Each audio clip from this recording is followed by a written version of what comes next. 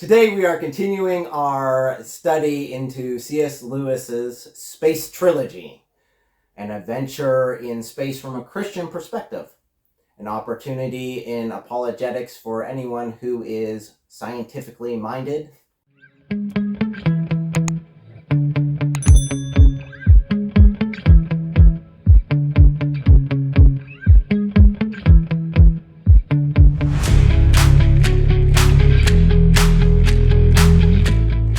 First of all, before we continue any further, I do need to congratulate Michael for winning the first copy we gave out on these reviews and giveaways. He won Out of the Silent Planet by C.S. Lewis, which is the first book in this series we're reviewing. Let me just make a note real quick. Michael, you get the book and not the planet itself. I just want to make sure you don't have those expectations because delivery is going to be a little tough. Yes, shipping and handling for that is not included in the price, no. If you want to enter to win Perelandra, we will be giving you those details later on in the video. But let's go ahead and learn a bit about this book. Perelandra is a science fiction or science fantasy novel first published in 1944 by C.S. Lewis. It's the second book in his space trilogy about Elwin Ransom, who is a philologist. I had no idea what that was until I read the book. Someone who studies languages, either written or in oral traditions. Other books in the series are Out of the Silent Planet, like we just gave away, and That Hideous Strength. If I were to sum up this book in one sentence, Perelandra is the screw tape letters wearing a spacesuit. So now that we got a basic concept of what this book is like, let's go ahead and talk about what you guys can expect from this.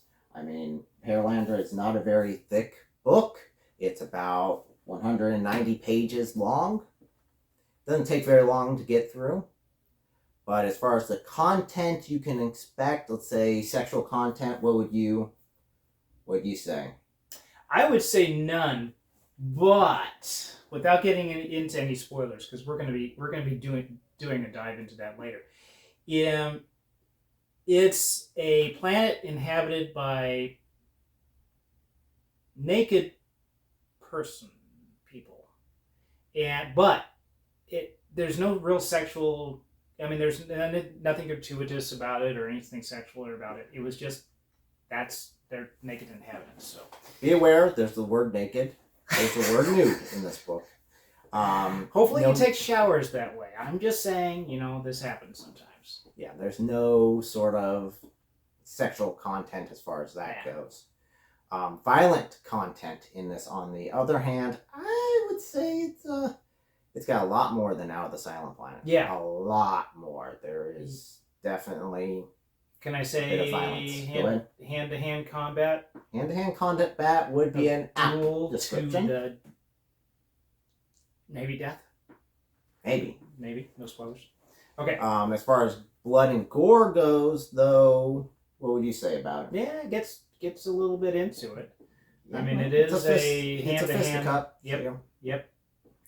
Let's say crude or profane language. I didn't really notice any myself. I've gone through it a couple of times. I know in Out of the Silent Planet there was a bit of language, but in this one there really isn't. As far as drug and alcohol use, though, now I don't remember any. There was maybe one scene where maybe somebody had something alcoholic, but I had no idea. So it's it's nothing. Yeah, there's really nothing there. So now that you know what sort of content to expect from it, the book length, a bit of introduction, let me tell you how you can win a free copy.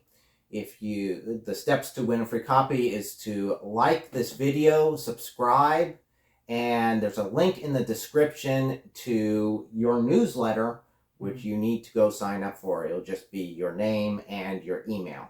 That way we can send you the book, and we kind of need that in order to send you the ebook. But without further ado, let's go ahead and enter into the spoilers. You have your warning. You have your heads up. If you stay here, beyond this point, you have not read the book, that is your own stupid fault.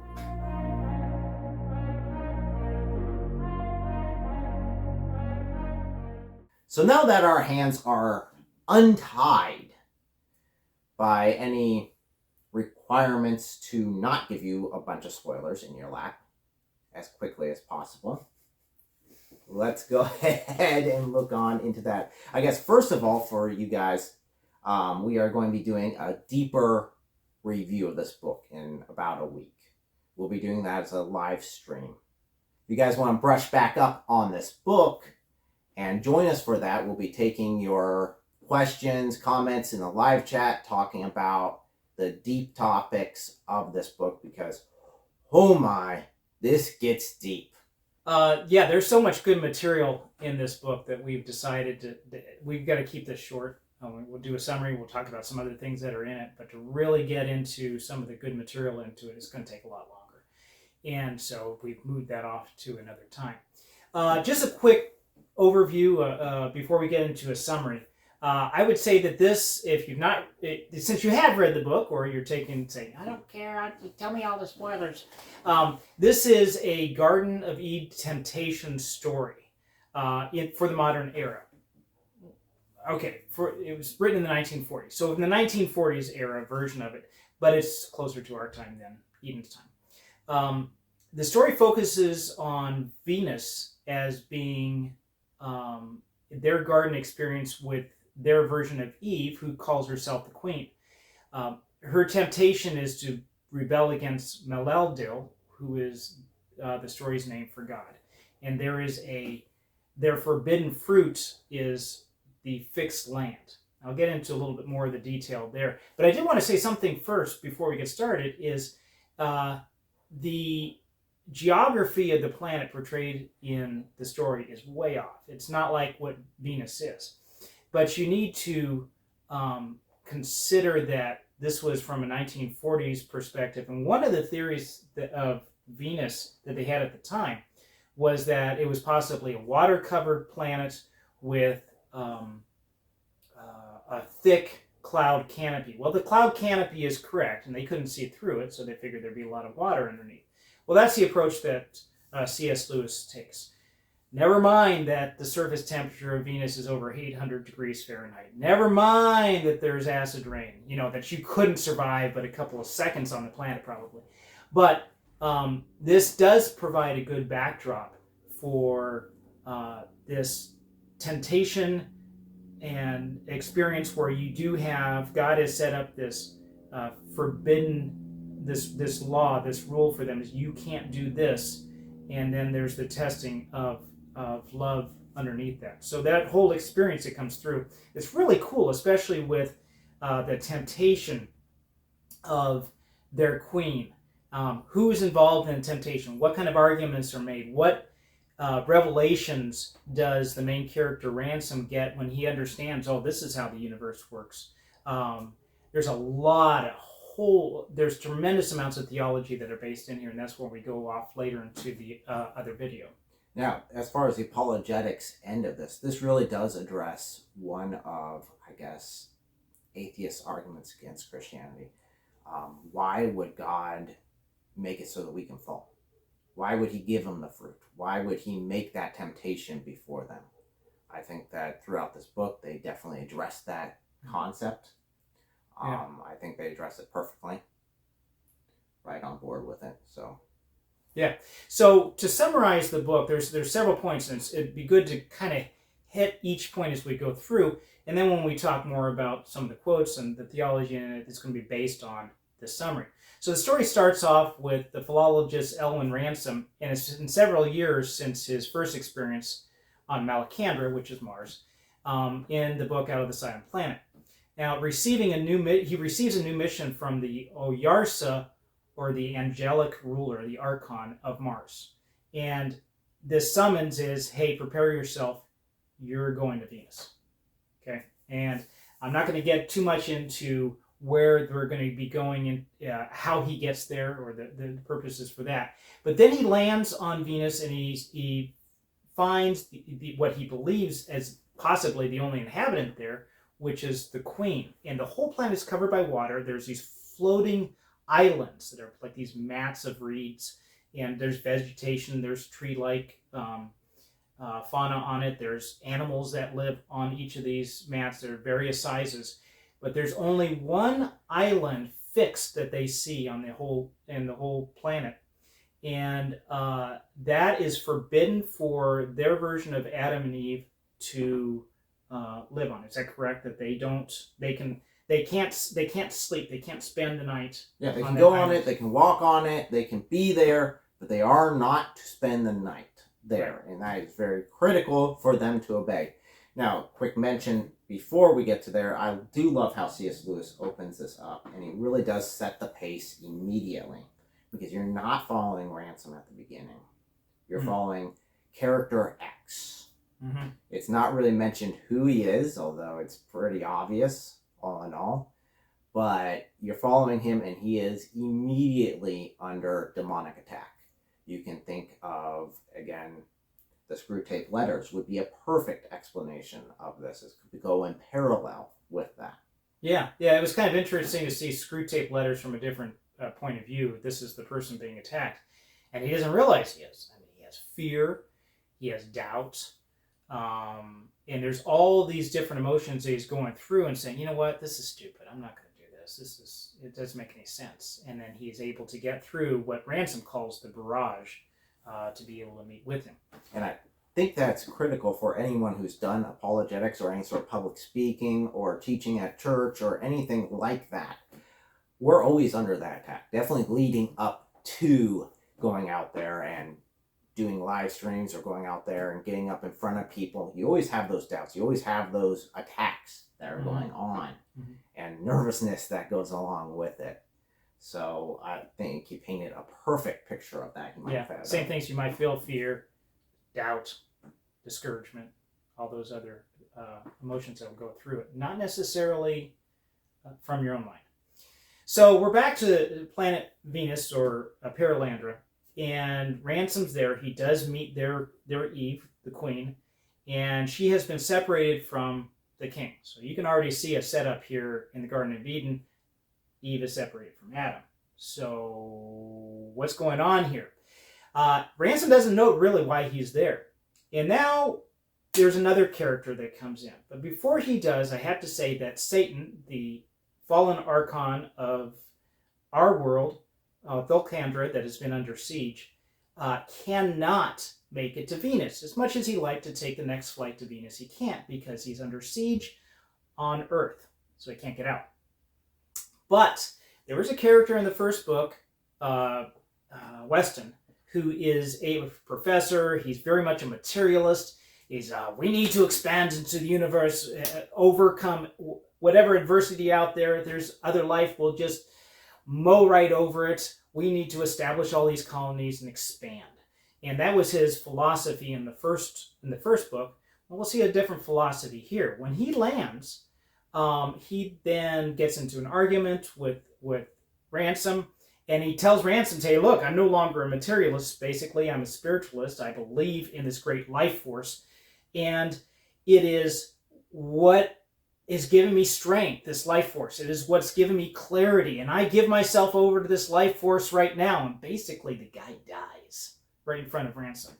And apparently, would you say like he's demon possessed? Yeah, it's dealing with demon possession. In fact, we even see a lot of the same points he was bringing up in spirituality, definitely in New Age. Sort of the concept of everything being spiritual, and there's just this power force, and that's all it is. It's not really good or bad. It's just there, this energy flowing through us. And C.S. Lewis is writing about this all the way back then, and I'm still seeing it today. Yeah. It's kind of, when I was reading, it's like, well, I didn't realize they had those kind of philosophies that strong back then, but maybe not. But they're definitely something that we're dealing with today.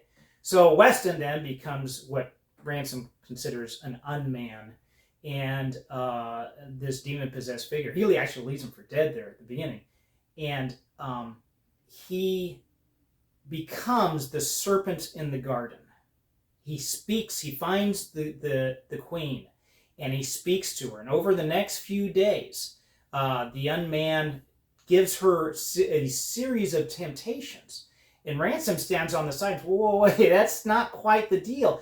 And what he says sounds so good, but it's the truth on its side. It's twisted.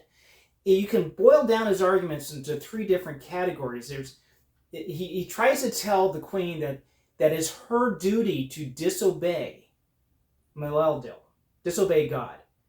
He told you to go to the island, but he told you not to go stay in the night on the fixed island, but is that really what he wants? Because you can't really become self-aware to have this knowledge and everything until you do break it, and then, that's what he really wants you to do.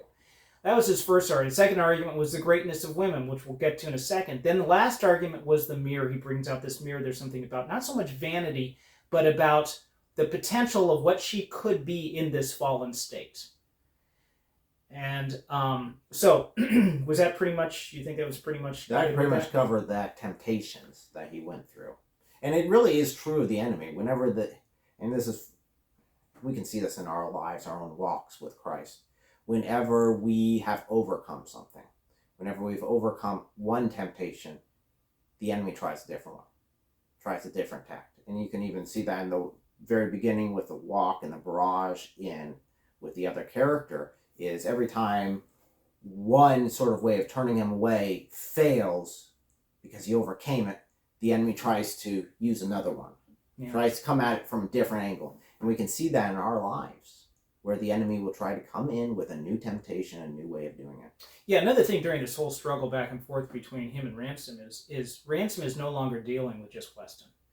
He is dealing with a personality, demonic force that has been around for at least 6,000 years and has been doing this temptation thing for a long time. Whether this is actually Satan or one of his minions, it's not really clear in the story, and I don't know if it really makes a difference.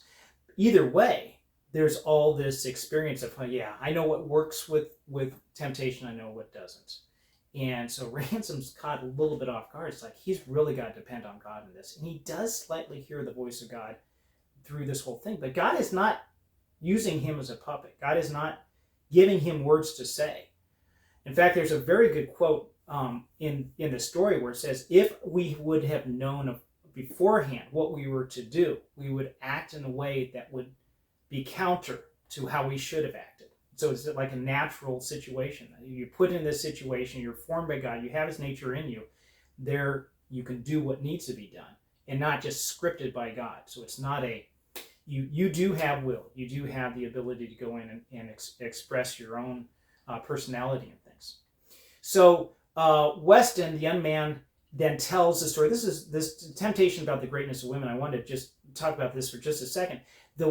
The unmanned tells the queen stories about the women who have sacrificed themselves for the greater good, that they were mistreated by men or their children or society, but they were honored by others. Once she had accomplished this great task and given of herself, the self-sacrifice, she was honored by others.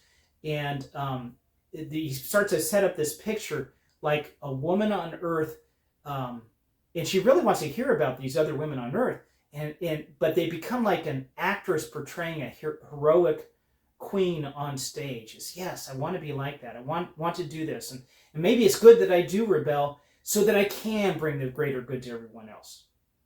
And so with all these other temptations that are coming, it gets to a point, I think, like, dude's making some pretty good arguments here. How do you handle this? Yeah, the temptations there, what he's putting forth, you hear it even in our age, currently. Yeah. We hear this definitely in the political sphere.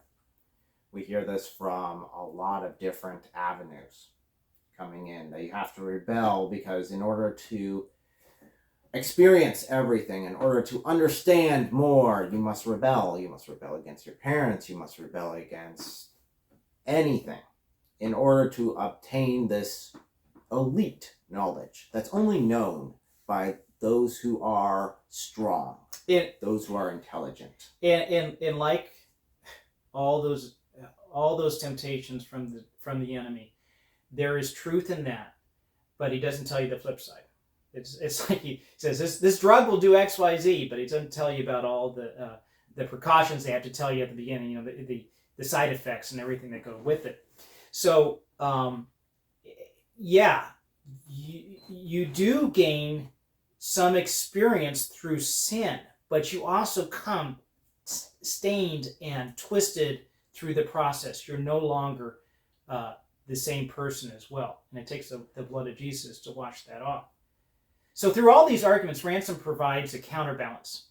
Since he's the protagonist, we can see the world through his eyes, and we're pulling for him and hoping he's going to do stuff. And during the nighttime when she's asleep, this unmanned creature is antagonist. It's almost like psyop warfare against Ransom, doing these childish things, just repeating his name over and over, or torturing animals that are on the planet. She doesn't see this. If she had seen this, she would have seen his true nature. But it's just this twisted creature that Weston has become.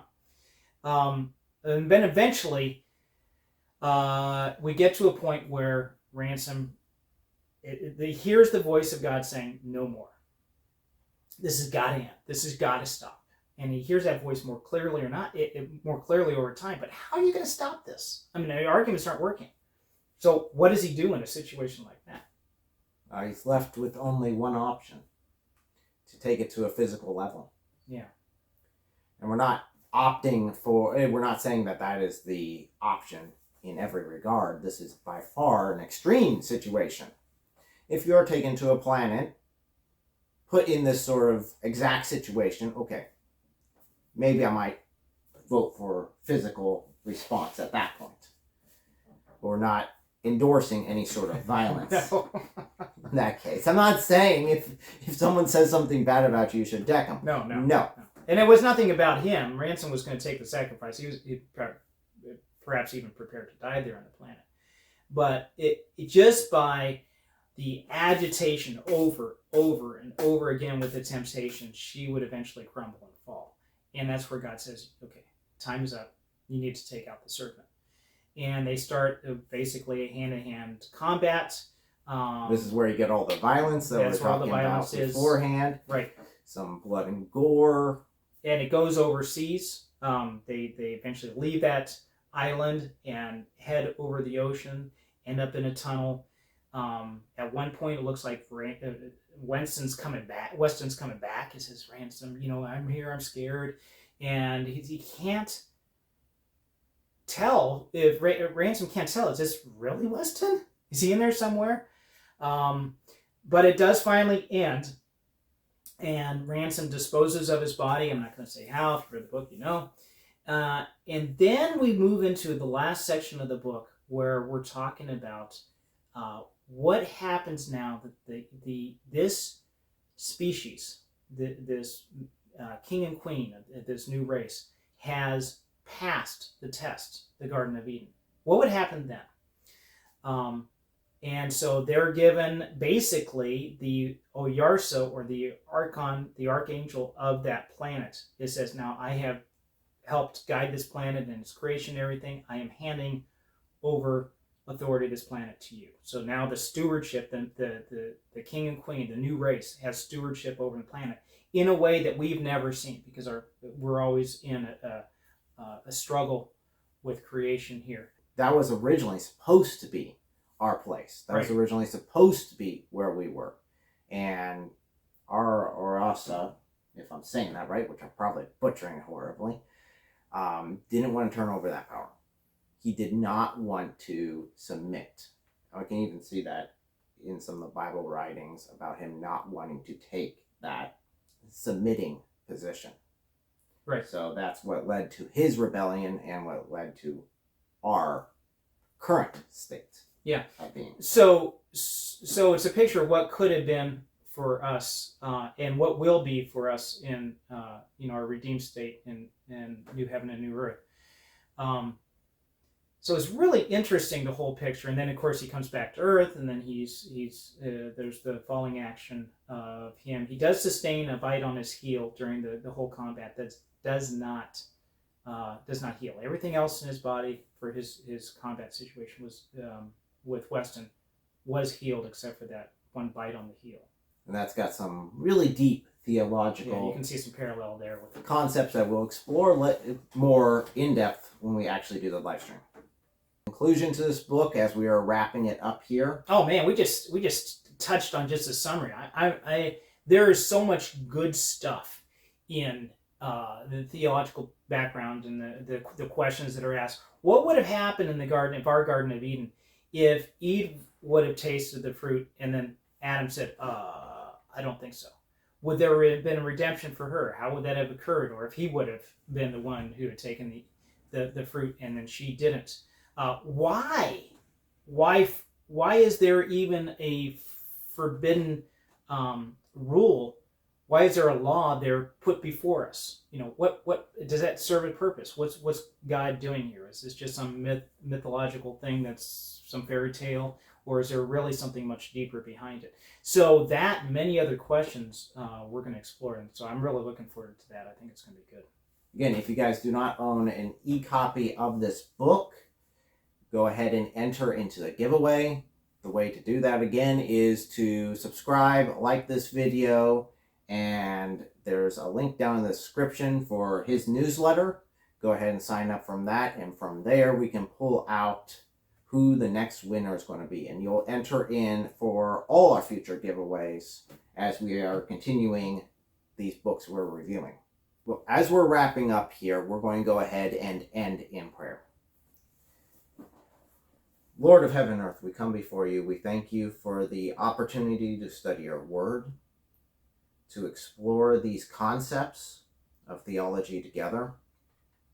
We ask for your hand to be upon each ministry as we go out there and apply these lessons in order to reach those who are lost. I ask for your hand to be upon our friend V, that you give him wisdom and guidance in his search for you. To our friend B, I pray that you give his family peace and comfort as they continue to struggle with their medical problems. In the name of Jesus Christ, I pray. Amen. Amen.